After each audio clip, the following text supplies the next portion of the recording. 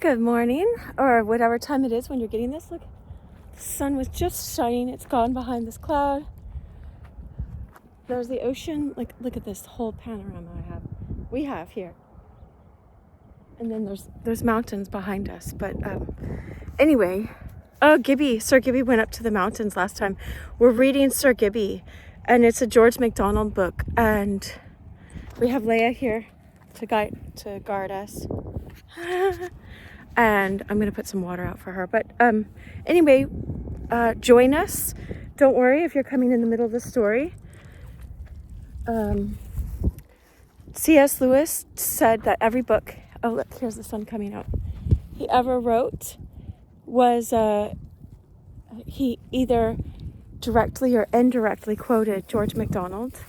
And so C.S. Lewis is the guy that wrote the Narnia books and was friends with Tolkien, the Lord of the Rings. Amazing professor. I love Tolkien and Lewis, and so anything I can do that's connected to them, I love it. And I am just inviting you all in with me. And so let's go back to the story. This is from the 1800s, and it's called Sir Gibbie, and he's basically on the spectrum, if you want to know. I'm a psychologist in my day job, but I don't like putting anyone in labels, but he's amazing.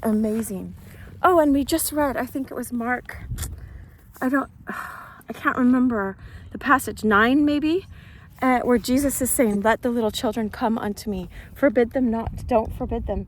You must be like one to enter into the kingdom of heaven. And so that's what all of these books are. I read in that time, I started this channel way before, like 8 months before that time, everyone was staying at home, but I read The Princess and the Goblin, The Princess and the Cardie, and I've read The Wise Woman, and At the Back of the North Wind even, a lot of it up here. Sometimes I was down at the ocean, close to it, on days that I met my friends down there for a walk or whatever when I was down there for work.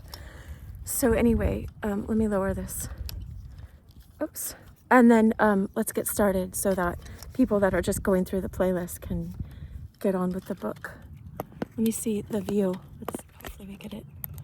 All right, I wanted to stand up first. All right, that's it. That's good. It's awesome when I used to do it at a different time when the sun was setting, and so we saw the progression of time through the book. Hey. I tied her leash to the backpack, and now she's dragging that. Usually it's to my leg. All right, let's start. I don't need a... No, Leia, come here. I'm gonna have to sit on this. Here, I'll get you water. All right, so let's begin. Hold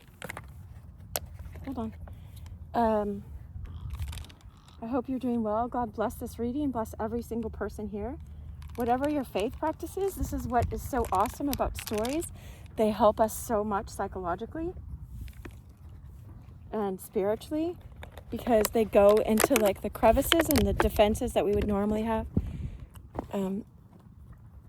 They don't have to be part of that, because you're just listening to the story and you're being present. It teaches us presence. There's so much it teaches us that people just overlook, some of these videos, and that's sad for them. Like, I'm just like, all right, well, I'm going to put this out here for one person, for whomever, however, like millions, whatever. It doesn't matter. It's just a service that God called in my heart to do so that I can invite other people into this beautiful space. I wish you could smell the air today, and the birds were singing. It's just so glorious today. I'm going to get my bangs cut so that... Anyway, let's just go. No more chit-chat.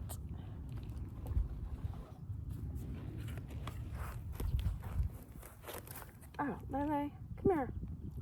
She's got some little sticks in her water. All right. Here's the book. So I do this sometimes so people can fast forward to when we're actually reading. Oh no, the wind. I forgot the microphone's over here, so I hope you can hear me. I forgot. Oh, and I have a little plug-in mic, but I think I left that in my car last night. Okay. We get what we get, and we don't throw a fit. So if I'm a little close, it's because I'm doing my best to get close to the mic. Sometimes I can put the book here. All right. We're on chapter 13, the ceiling. Hold on. So it says, Gibbie had gone up to the mountain. He used to live in a city and would run around and find things for people. And anyway, don't worry if you're just starting now. You can just go back and listen to the other ones as you wish. As you wish, right? That's from The Princess Bride. Okay, he might have slept longer the next morning, for there was no threshing to wake him, in spite of the cocks in the yard, cock-a-doodle-doo. My grandma had those, so it's fun to wake up sometimes when you're a child. Anyway, yeah, Jesus said, "Let the little children come unto me," in what I was reading this morning, the morning readings. Forbid them not. And that's like the child in you as well, and he's like, took them in his arms and blessed them, right? It's just, gosh, if we would all just wake up every day reading that passage. I mean, I know they vary it, but it's like, I just want to read that every morning until I get it in my soul and the depth of my being. But that's what we're doing with this as well. So, all right, because Gibbie is a child. All right. Wow. Okay, I'm gonna let the wind blow my camera. I don't think it'll blow it over. So, in spite of the cocks in the yard that made it their business to rouse sleepers to their work, had it not been for another kind of rooster inside of him, which bore the same relation to food that the others bore to light, he peeped first, then crept out. All was still except the voices of those same prophet cocks crying in the wilderness of the yet sunless world. A moo now and then from the byres, and the occasional stamp of a great hoof in the stable. Gibbie clambered up into the loft and turning the cheese about. So we're talking about chickens. I'm just so you know. You don't have to know, but I've seen, anyway.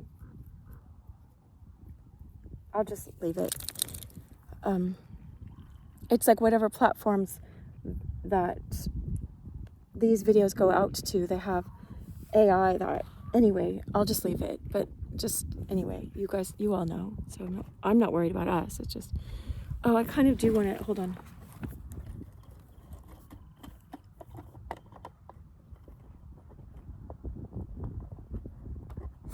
All right. So we're out in the barnyards. All right.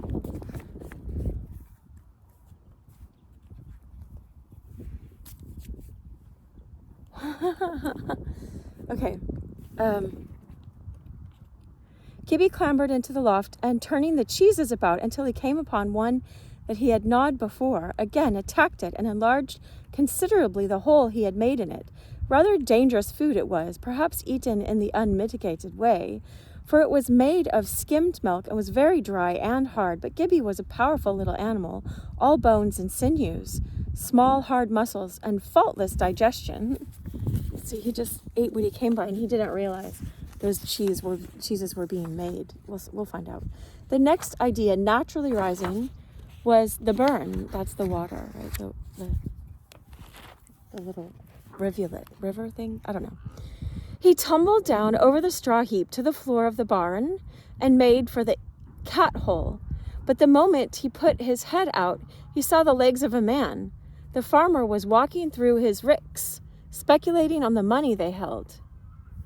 He drew back and looked round to see where best he could betake himself should he come in. He spied thereupon a ladder leaning against the end wall of the barn, opposite the loft and the stables, and near it in the wall of a wooden shutter.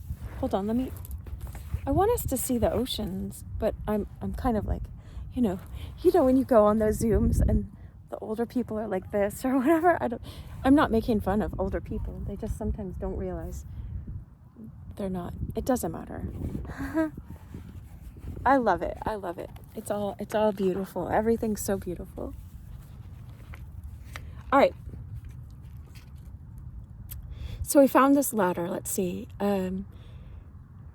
Opposite the loft and the stables, near it, in the wall of a wooden shutter, like the door,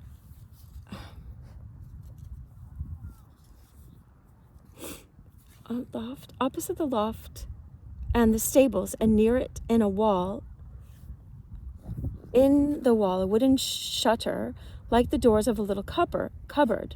He got up the ladder and, opening the shutter, which was fastened only with a button, found a hole in the wall, through which, popping his head too carelessly, he knocked from a shelf some piece of pottery, which fell with a great crash on a paved floor. Looking after it, Gibbie beheld below him a rich prospect of yellow-white pools ranged in order on shelves. They reminded him of milk, but were of a different color. As he gazed, a door opened hastily with sharp clicking latch, and a woman entered, ejaculating, "Care what set that cat?"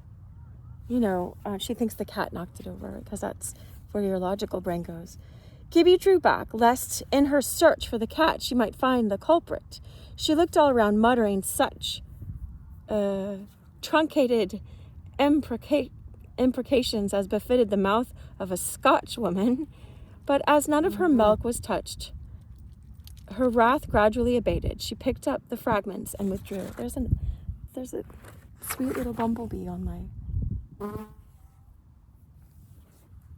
camera. All right, I'm so glad we get to read this book. Let me see if I can lower this a tiny bit without losing the ocean view. All right.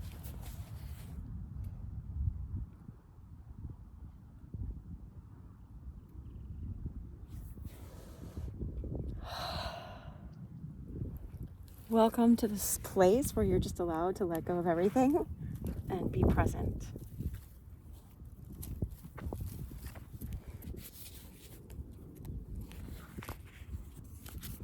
Wow, I wish you could see there you go.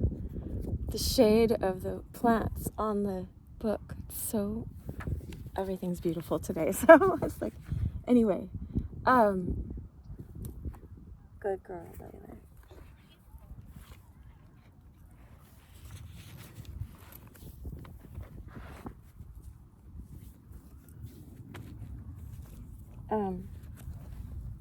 Oh, that's what I'm hearing. 'Cause I'm hearing a song. Sometimes I hear songs from the Holy Spirit or just from my heart as well. It's just like, nothing's gonna change my world. Sean Lennon and Moby and Rufus Wainwright sang that one time. And I think I watched it live. Anyway, it just really moved me. 'Cause I'm happy. Anyway. Anyway, we want this lasting happiness inside of us when we can be in the arms of Jesus, like that passage, because we enter like little children. Thank you, God, for that. Thank you for giving that to everyone here today. We pray in Jesus' name that we receive it. Help us receive this love that you're always wanting to give us, God. Anyway, all right. So she looked all around, muttering. Okay, and so. But none of her milk was touched. Her wrath gradually abated. She picked up the fragments and withdrew. Thereupon Gibbie ventured to reconnoiter a little further, and popping in his head again, saw that the dairy was open to the roof, but the door was in a partition which did not run so high. The place from which the woman entered was sealed, and the ceiling rested on the partition between it and the dairy, so that from a shelf level with the hole, he could easily get on the top of the ceiling. This urged by the instinct of the homeless to understand their surroundings, he presently effected by creeping like a cat along the top shelf. All right, so he's been homeless since his father died. I don't know how long it's been. They don't really say all the years. But maybe over a year he's been homeless, just a child wandering. But they took care of him some in the city. They would, give him scraps and stuff. Anyway, the ceiling was that of the kitchen and was merely of boards, which, being old and shrunken, had here and there considerable crack between two, and Gibbie, peeping through one after another of these cracks, soon saw several things he did not understand.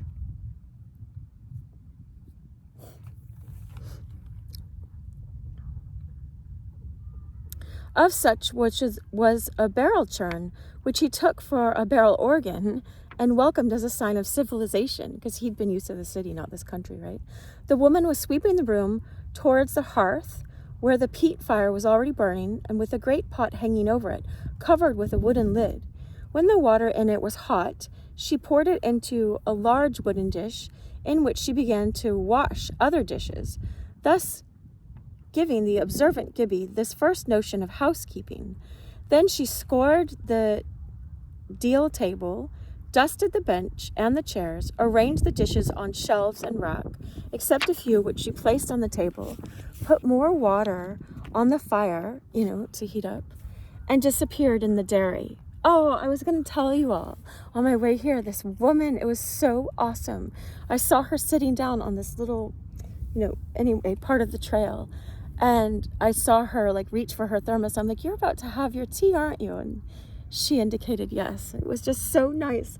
It's like if we had hot tea in the middle of this trail and just stopped for a bit of tea and watched the view. This is kind of what we're doing now.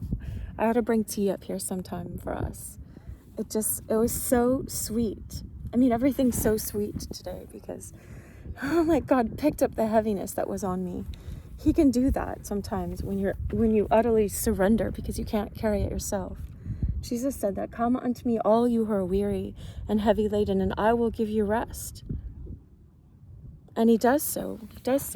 But also you got to believe, have faith. You have to extend your faith that he is doing that, and he'll help you. God will help you. God is beyond he and she. Anyway, so he's getting to know what housekeeping is, right? Thence presently she returned, carrying a great jar, which, to Gibbie's astonishment, having lifted a lid in the top of the churn, she emptied into it. He was not therefore any farther astonished when she began to turn the handle vigorously, that no music issued, right? It wasn't a barrel organ. And as to what else might be expected, Gibbie had not even a mistaken idea, but the butter came quickly that morning. And then he did have another astonishment, for he saw a great mass of something half solid tumbled out where he had seen a liquid poured in. Nor that alone, for the liquid came out again too. But when at length he saw the mass, after being well washed, molded into certain shapes, he recognized it as butter, such as he had seen in the shops and had now and then tasted on the piece given him by some more than usually generous housekeeper. Surely he had wandered into a region of plenty, only now when he saw the woman busy and careful, the idea of things in the country being a sort of common property began to fade from his mind, and the perception to wake that they were as the things in the shops, which must not be touched without first paying money for them over a counter. That's how he got them in the city. Hold on, I'm going to get a drink of water.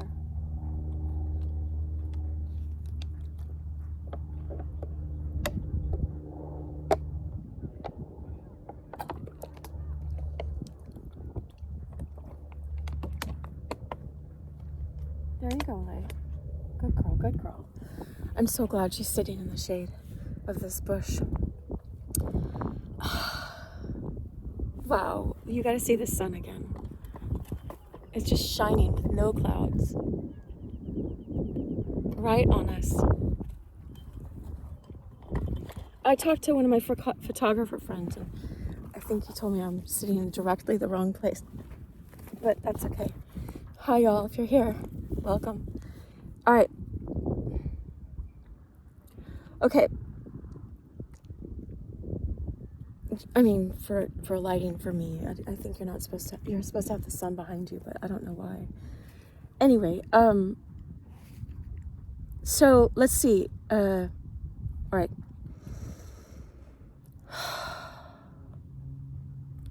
The butter making brought to a successful close, the woman proceeded to make porridge for the men's breakfast, and with hungry eyes Gibbie watched that process next.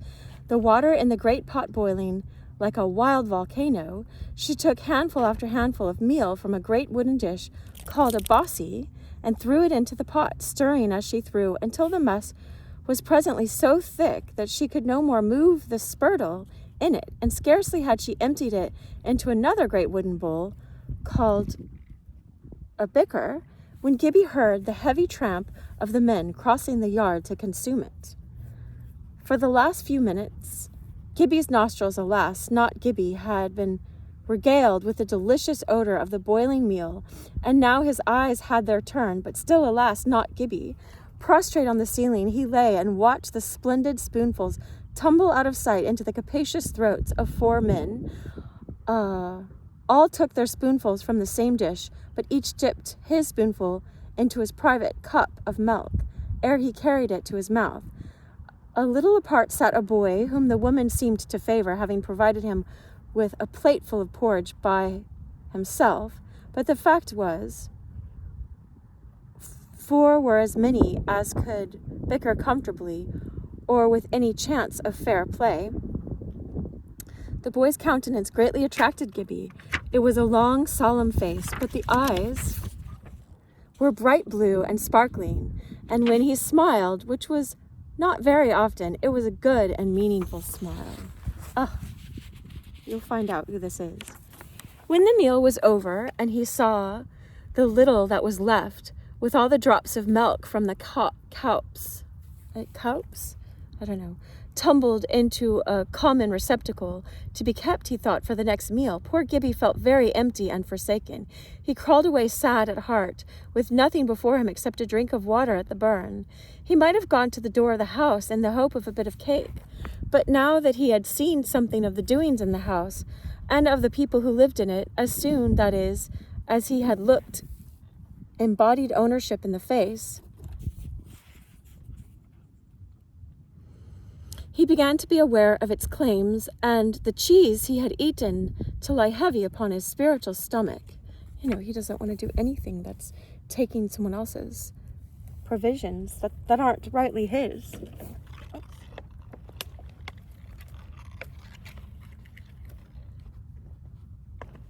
Okay. His spiritual stomach, even though he doesn't know much, I was going to say didactically, like school-wise. He only went to school for 1 day. Not fun. Anyway, I love school. I went for forever. I have my doctorate, so I went for 9 years after high school. Okay, so he had done that which he would not have done before, leaving the city. Carefully he crept across the ceiling, his head hanging like a dog scolded of his master, carefully along the shelf of the dairy, and through the opening in the wall, quickly down the ladder, and through the cat-hole in the barn door. There was no one in the corn-yard now, and he wandered about among the ricks, looking with little hope for something to eat. Turning a corner, he came upon a hen-house, and there was a crowd of hens and half-grown chickens about the very dish into which he had seen the remnants of the breakfast thrown, all pecking billfuls of it. As I may have said before, he always felt at liberty to share with the animals, partly, I suppose, because he saw they had no scrupulosity or ceremony amongst themselves, so he dipped his hand into the dish. Why should not the bird of the air now and then peck with the more respectable of the barn door, if only to learn his inferiority? Greatly refreshed, he got up from among the hens, scrambled over the dry stone wall, and trotted away to the burn. So he got some of that oatmeal that had been thrown out for the chickens. My grandma used to throw out our scraps to the chickens.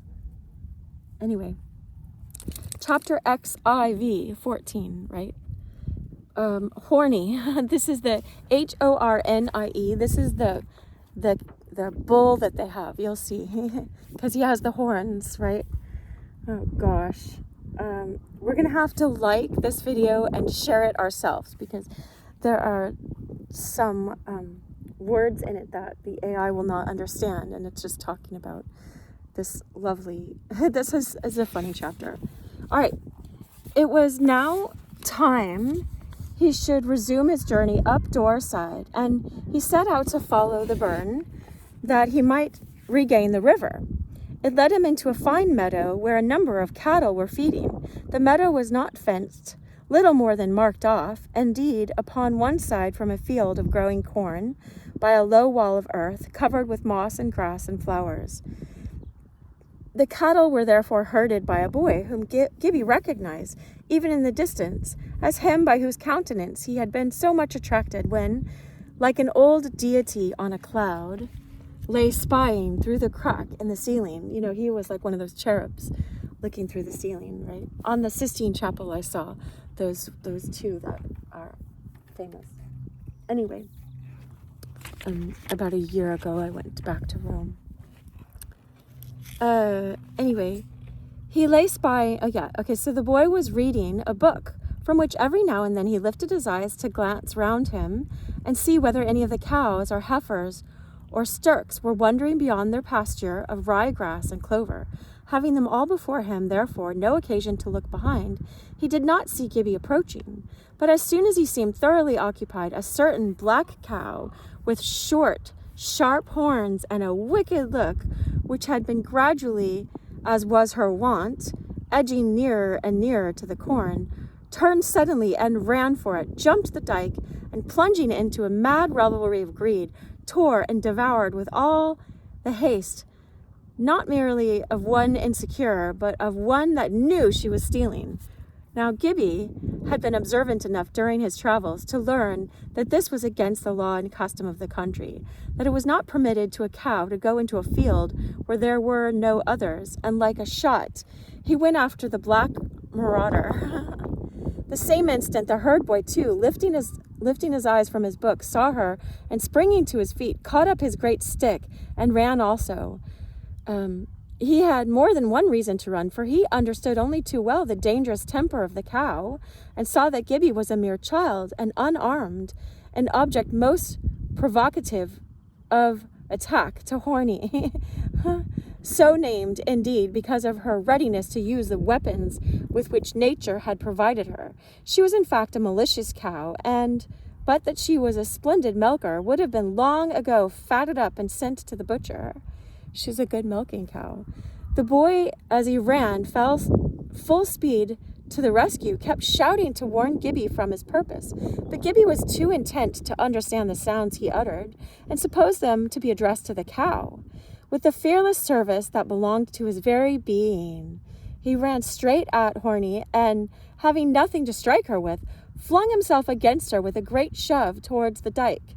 Horny, absorbed in her delicious robbery, neither heard nor saw before she felt him, and startled by this sudden attack, turned tail. It was but for a moment. In turning, she caught sight of her ruler, scepter in hand, at some little distance, and turned again, either to have another mouthful, or in the mere instinct to escape him. Then she caught sight of the insignificant object that had scared her, and in contemptuous indignation lowered her head between her forefeet and was just making a rush at Gibbie, when a stone struck her on a horn, and the next moment the herd boy, came up, and with a storm of fiercest blows, delivered with the full weight of his arm, drove her in absolute rout back to the meadow. Drawing himself up in the unconscious majesty of success, Donald Grant looked down upon Gibbie, but with eyes of admiration. So this is Donald, it's short for Donald, I think, but Donald Grant. All right, and you'll see who he is. "Half creature," he said, "you're more a man than your luck this 7 year than you look this 7 years, this something year." Okay, they're speaking this Scottish dialect, and so I didn't look ahead this time to translate it for us. So we'll just do our best. All right, but basically he's like, what garred you upon the devils for horns that to run up to this cow, right? Gibbie stood smiling. If it hadn't been for my club, we would have both been over the moon, gone around this time, right? Something. "What catch you then, man?" Still, Gibbie only smiled. "Where do you come from?" What's your folk? Where do you bide? Where do you live, right? Haven't you a tongue? Are you holding it, you rascal? So he's like, why aren't you speaking, basically, right? Gibbie burst out laughing, and his eyes sparkled and shone. He was delighted with the herd boy, and it was so long since he had heard human speech addressed to himself, right? The woman did in the cottage up on the mountain. My gosh.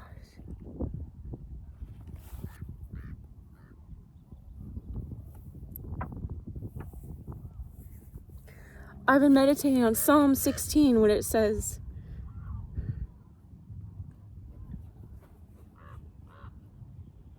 in your presence is the fullness of joy. And just, God is just so sweet when he gives you the consolations. Saint Ignatius of Loyola from the 1500s says to store them up when you get them, and get ready for, not look like a desolation's going to come, but they do come. And, so we want to, this is just such a precious moment right now in this moment. Thank you, God. I'm so thankful today, thankful today. There's a song by, I don't know if its name is Surfaces or Forest. Anyway, so Gibbie burst out laughing, and his eyes sparkled and shone. So this person addressed himself.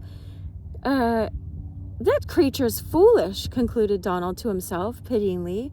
Poor thing, he added aloud, and laid his hand on Gibbie's head. It was but the second touch of kindness Gibbie had received since he was the dog's guest. Remember, he went into the dog's house.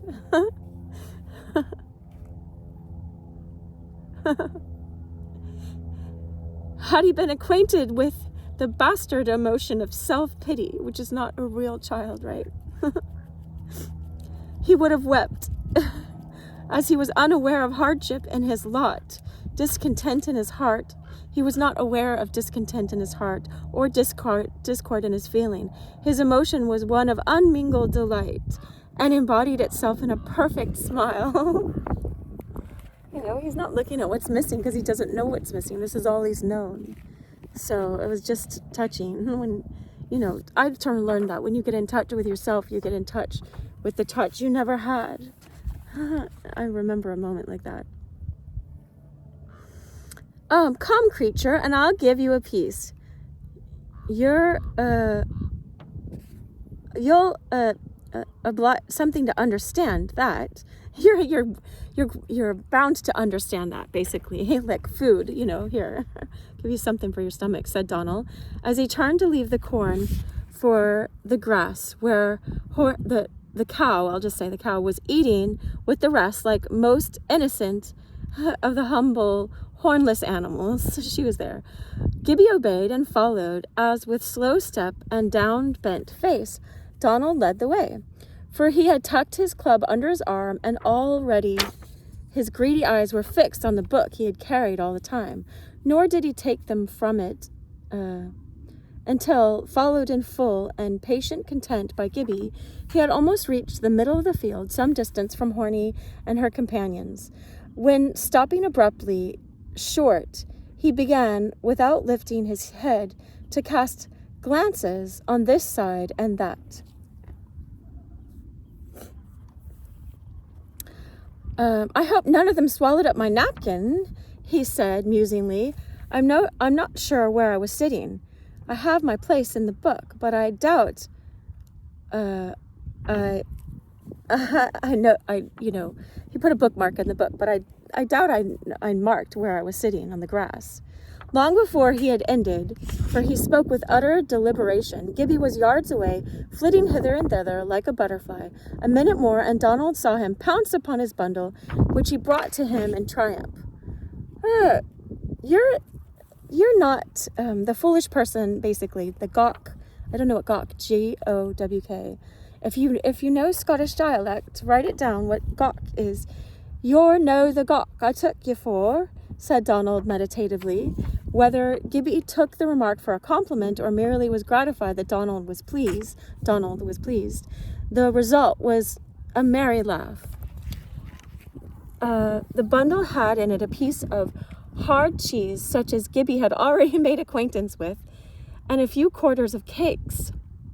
One of these Donald broke in two, gave Gibbie the half, replaced the other, and sat down again to his book, this time with his back against the fell dyke, dividing the grass from the corn. Gibbie seated himself like a Turk with his bare legs crossed under him a few yards off, where in silence and absolute content he ate his piece and gravely regarded him.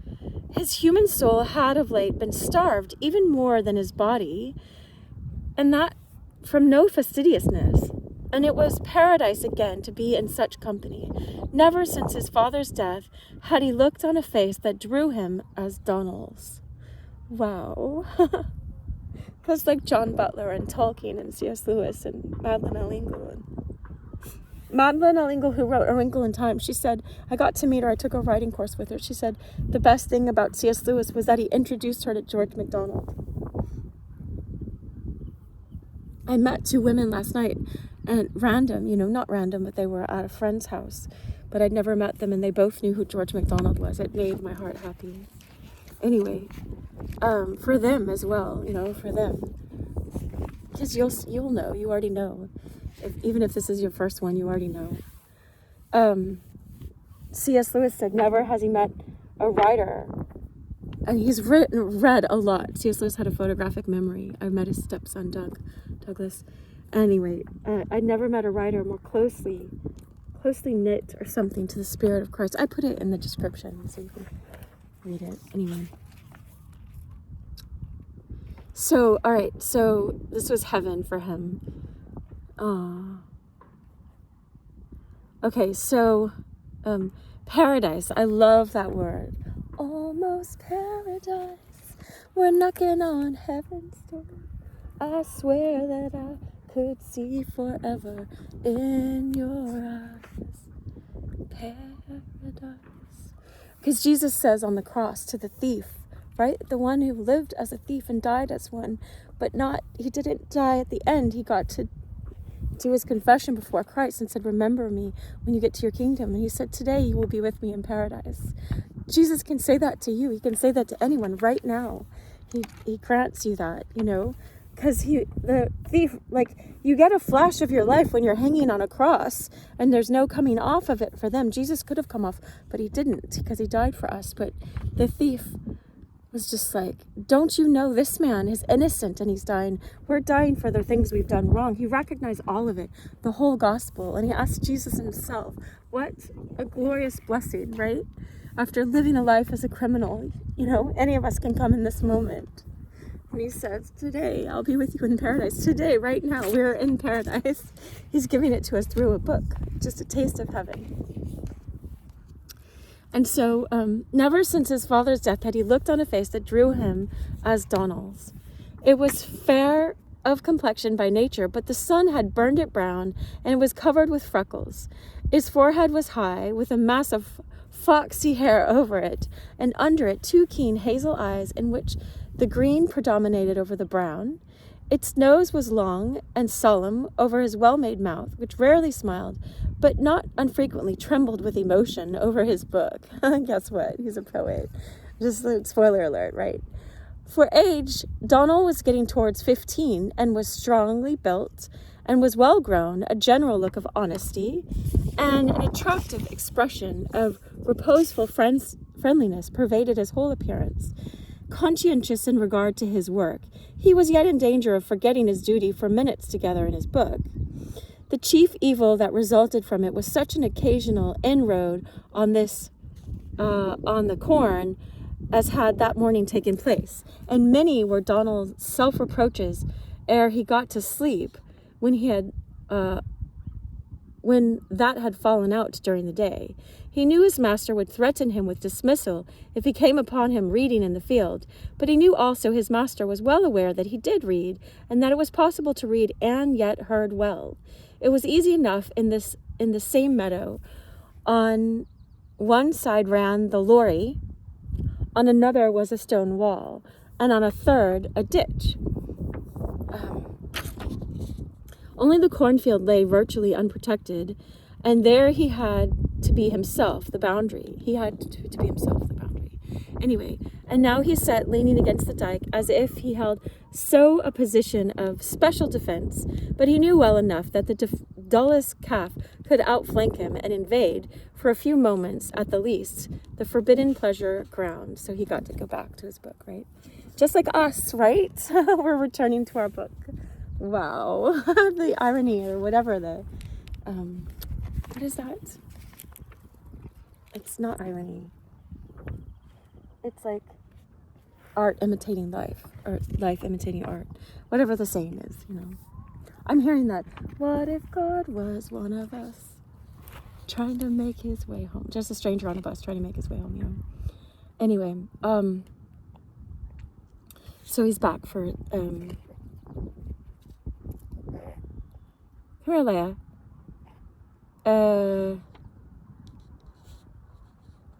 Okay.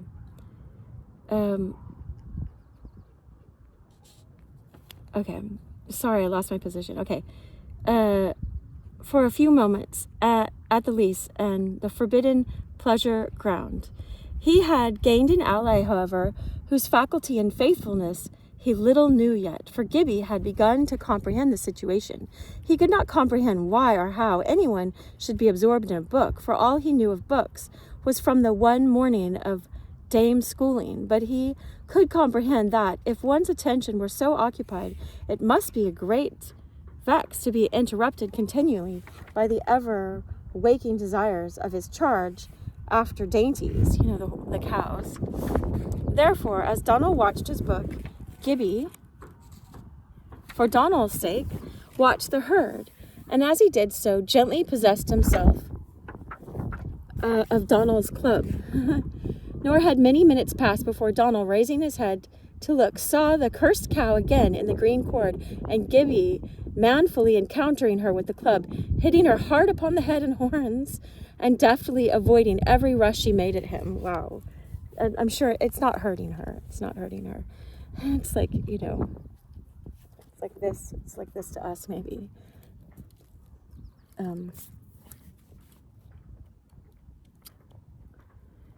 Get her up on the nose, Donald shouted in terror as he ran full speed to his aid, abusing Horny in terms of fiercest vituperation. But he needed not have been so apprehensive. Gibbie heard and obeyed, and the next moment Horny had turned tail and was fleeing back to safety, the safety of the lawful meadow. Het creature! But your man's becomes a fetching folk. You must from giant, not giants, because we know giants are Genesis 6. Of like strong folk, right? So like, of amazing lineage or something, right? Not the giants. Anyway, fetching folk, said Donald, regarding him with fresh admiration. Gibbie laughed, but he had been sorely put to it, and the big drops were coursing fast down his sweet face. Donald took the club from him and, rushing at the cow, belabored her well and drove her quite to the other side of the field. He then returned and resumed his book, while Gibbie again sat down nearby and watched both Donald and his charge, the keeper of both herd and cattle. Surely Gibbie had at last found his vocation on Doorside, with both man and beast for his special care. By and by, Donald raised his head once more, but this time it was to regard Gibbie and not the Nowl. Hold on. Oh, that's a T. Nout. It's. They put it in italics, and this thing was doing the shadow again, I think. Anyway, it had gradually sunk into him that the appearance and character of the creature were peculiar. He had regarded him as a little tramp whose people were not far off, and who would soon get tired of herding and rejoin his companions. But while he read, a strange feeling of the presence of the boy had, in spite of the witchery of his book, been growing upon him. He seemed to feel his eyes without seeing them, and when Gibbie rose to look how the cattle were distributed, he became vaguely uneasy lest the boy should be going away. For for already he had begun to feel him a humble kind of guardian angel. He had already, that day, through him, enjoyed a longer spell of his book than any day since he had been heard at the mains of Glashruach. Wow. Ruach is the word for spirit, Holy Spirit in Hebrew, Ruach. HaKodesh. HaKodesh is holy, the holy breath. Like this wind that keeps blowing today. If I let the book down, it'll go here. Thank you, God, for your holy breath in us. God dwells in us. We are a temple of the living God. Anyway, Glashruach. So he got to... and now the desire had come to regard him more closely. For a minute or two, he sat and gazed at him. Gibbie gazed at him in return, and in his eyes the herd boy looked the very type of power and gentleness. He had how he admired even his suit of small-ribbed, greenish-colored corduroy, the ribs much rubbed and obliterated. Then his jacket had round brass buttons. His trousers had patches instead of holes at the knees. Their short legs revealed warm woolen stockings. This is what Gibbie's observing of Donald, right? And his shoes had their soles full of great, broad-headed iron tacks, while on his head he had a small round blue bonnet with a red tuft. The little outcast, on the other hand, with his loving face and pure, clear eyes, bidding fair to be naked altogether before long, woke in Donald a divine pity, a tenderness like that nestling at the heart of womanhood. The neglected creature could surely have no mother to shield him from frost and wind and rain. But a strange thing was that out of this pitiful tenderness seemed to grow, like its blossom, another unlike feeling, namely, that he was in the presence of a being of some order superior to his own, one to whom he would have to listen if he spoke, who knew more than he would tell. But then Donald was a Celt, and might be a poet, and that the sweet stillness of the child's atmosphere made things bud in his imagination.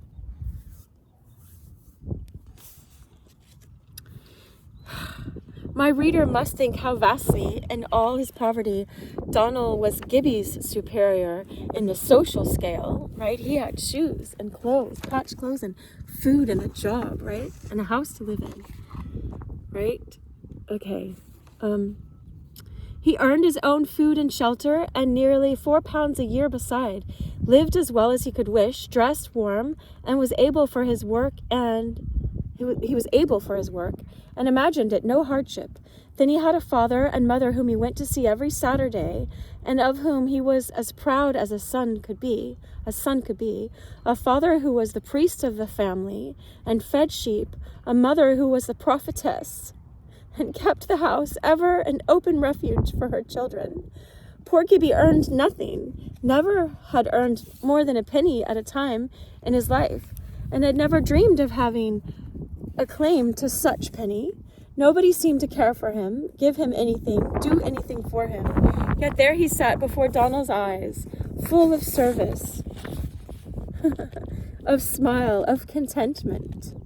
Donald took up his book, but laid it back down again and gazed at Gibbie. Several times he tried to return to his reading, but as often resumed his contemplation of the boy.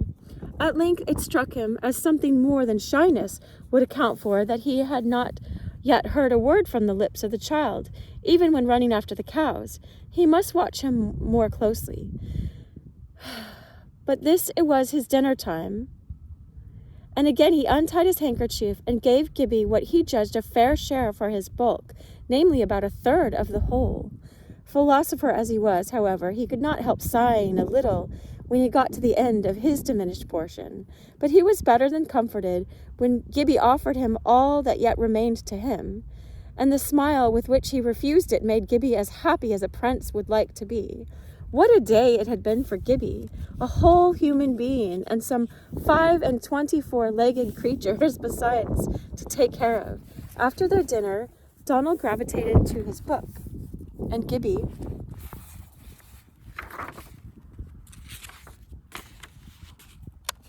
resumed the executive.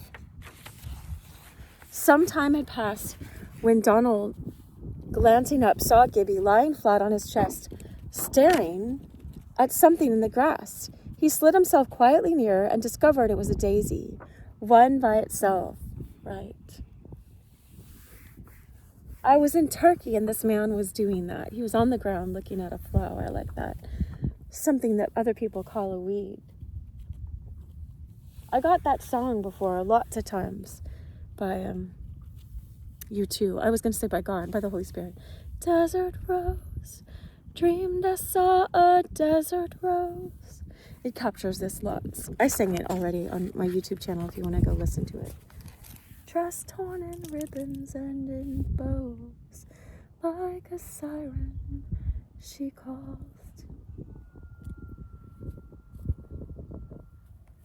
All right. So, one by itself, there were not many in the field. Like a mother leaning over her children, he was gazing at it. The daisy was not a cold white one, neither was it a red one. It was just a perfect daisy. It looked as if some gentle hand had taken it while it slept, and its star points were all folded together and dipped them, just a tiny, touchy dip, in a molten ruby, so that when it opened again, there was its crown of silver pointed with rubies all about its golden sun heart. He's been reading Burns, said Donald, an author named Burns, B-U-R-N-S, and not the burn, the little rivulet, right? He forgot that the daisies were before Burns and that he himself had loved them before he had ever heard of him, of this poetry. Now he had not heard of Chaucer, who made love to the daisies 400 years before Burns. God only knows what gospelers they have been on his Middle Earth. Wow. I wonder if Tolkien got Middle Earth from this book. Wow. Because this is from the 1800s, before Lord of the Rings. I'm sure it was called Middle Earth before, because it's like there's below, the underworld, and above the heavens, and we're on this Middle Earth. Anyway, there's lots and lots of deep mystical truths in that. All its days, his daisies have been coming and going, and they are not old yet, nor have worn out yet their lovely garments, though they patch and darn just a little as they toil and spin. Can ye read, creature? Asked Donald. Gibbie shook his head. Can ye speak, man? Again, Gibbie shook his head. Can ye hear? Gibbie burst out laughing. He knew that he heard better than other people. Hearken to this, then, said Donald. He took his book from the grass and read in a chant, or rather in a lilt. Excuse me. I get all teary-eyed sometimes and my nose starts running from the tears. Anyway, we only have a few minutes left. I think my face is... Anyway, I didn't put anything on it yet this morning. Not here on my cheeks. Anyway, hearken till this then, said Donald. He took his book from the grass and read in a chant, or rather in a lilt, the Danish ballad of Childe Dyring, as translated by Sir Walter Scott. Gibbie's eyes grew wider and wider as he listened. Their pupils dilated and his lips parted. It seemed as if his soul were looking out of door and windows at once, but a puzzled soul that understood nothing of what it saw, yet plainly either the sounds or the thought matter vaguely operative beyond the line where intelligence begins, or, it may be, the sparkle of individual word or phrase islanded in a chaos of rhythmic motion, wrought somehow upon him, for his attention was fixed as by a spell. That's why my brother taught me the Goss spell. It's not a spell like that, but it's like, it's how they translate Iongel. I don't know how to say it I see it in Greek, but it's the good news. It's the good news. It's like the message of angels, but it's like, it is like he said, it is, my brother taught me this, my older brother, it is like a good spell. one that awakens you, not anything evil. But anyway, was fixed as by a spell. When Donald ceased, he remained open-mouthed and motionless for a time. Then the evil one always takes the good and perverts it and twists it, but let's keep talking about this. When Donald ceased, he remained open-mouthed and motionless for a time, then drawing himself slidingly over the grass to Donald's feet, he raised his head and peeped above his knees at the book. A moment only he gazed, and drew back with a hungry sigh. He had seen nothing in the book like what Donald had been drawing from it, as if one should look into the well of which he had just drunk, and see there nothing but dry pebbles and sand, words on a page, right? The wind blew gentle, the sun shone bright, all nature closed softly round the two, and the soul whose children they were nearer than the one to the other, nearer than sun or wind or daisy or child dearing. To his amazement, Donald saw tears gathering in Gibbie's eyes. He was as one who gazes into the abyss of God's will, sees only the abyss, cannot see the will, and weeps. The child in whom neither cold, nor hunger, nor nakedness, nor loneliness could move a throb of self-pity was moved to tears that a loveliness, to him strange and unintelligible, had passed away, and he had no power to call it back.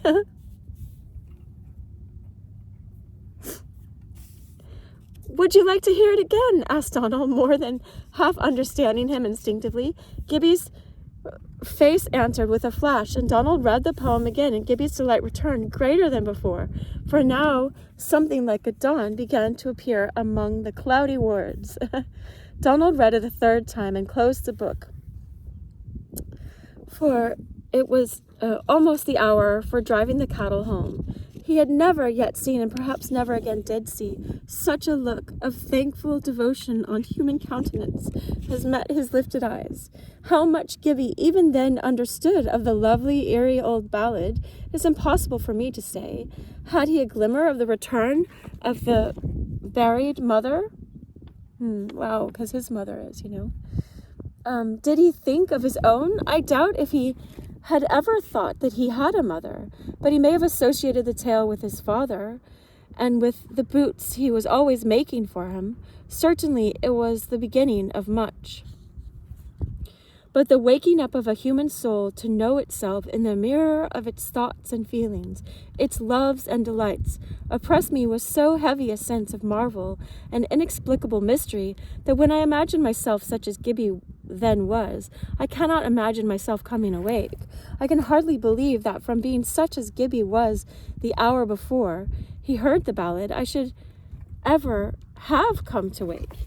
Yet here I am, capable of pleasure unspeakable from that and many another ballad, old and new. Somehow, at one time or another, or at many times in one, I have at last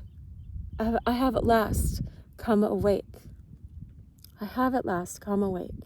When by slow, filmy unveilings, life grew clearer to Gibbie, and he not only knew, but knew that he knew, his thoughts always went back to that day in the meadow with Donald Grant as the beginning of his knowledge of beautiful things in the world of man. Then first he saw nature reflected, Narcissus-like, in the mirror of her humanity, her highest self. But when or how the change in him began, the turn of the balance, the first push towards life of the evermore invisible germ, of that he remained, much as he wondered often, as he searched his consciousness, as ignorant to the last as I am now. Sometimes he was inclined to think the glory of the new experience must have struck him dazed, and that was why he could not recall what went on in him at the time. Donald rose and went driving the cattle home, and Gibbie lay where he had again thrown himself upon the grass. When he lifted his head, Donald and the cows had vanished. Donald had looked all around as he left the meadow, and seeing the boy nowhere, had concluded he had gone to his people. The impression he had made upon him faded a little during the evening, for when he reached home and had watered them, he had to tie up the animals, each in its stall, and make it comfortable for the night. Next, eat his own supper, then learn a proposition of Euclid and go to bed, right?